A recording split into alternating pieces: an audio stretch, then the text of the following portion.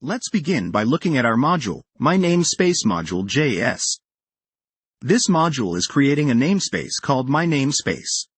Inside this namespace, we immediately invoke a function to create a closure.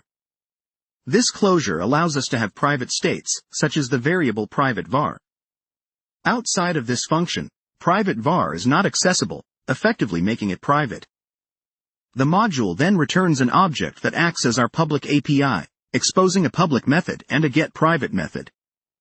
By wrapping the functionality within this namespace object, we avoid polluting the global scope.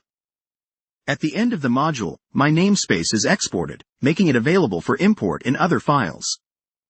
Now, let's switch to our main.js file. Here we import the My Namespace object from our module.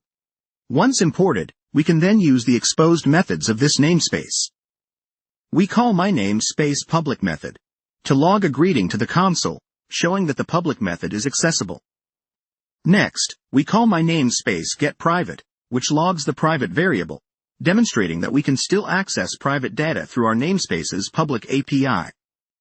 This exemplifies how we can encapsulate functionalities within a module and expose only what we choose, maintaining encapsulation and avoiding global scope pollution.